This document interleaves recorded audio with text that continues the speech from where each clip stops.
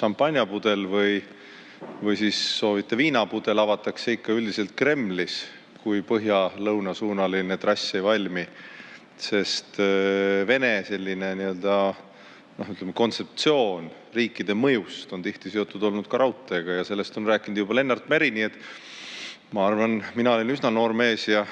teilgi võib-olla polnud juhked soengut sellel ajal, eks ju,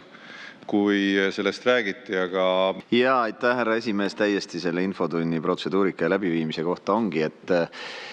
minu täpsustavale küsimusele vastates ütles peaminister, et kuna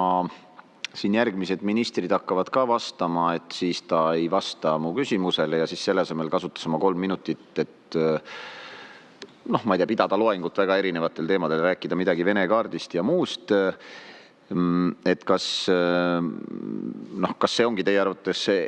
selline lubatud formaat, et piltlikult öeldes võiks peaminister öelda, et mõnel järgmisel korral tuleb siia mõni minister, kes vastab talle esitatud küsimuse ära või ta peaks püsima küsimusele vastamise juures või kui ta ei tea vastust, siis ütleme, et ta ei tea. Ja teine küsimus puudutab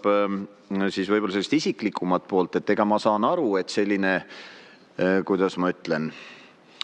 silma paistmatu ja halli massi sulanduv inimene nii karisma kui soengu poolest, nagu on meie peaminister, et ta tunneb teatavat kadedust inimeste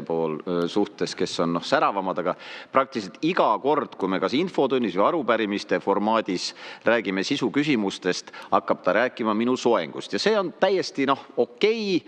nii inimlikus mõttes, aga võib-olla Riigikogu debati mõttes ma ei ole selles päris kindel ja ma küsingi teilt juhendamist, et kas ka see, kui ma hakkaks võtma, ütleme siin ministrite või siis näiteks puldis olevate kolleegide,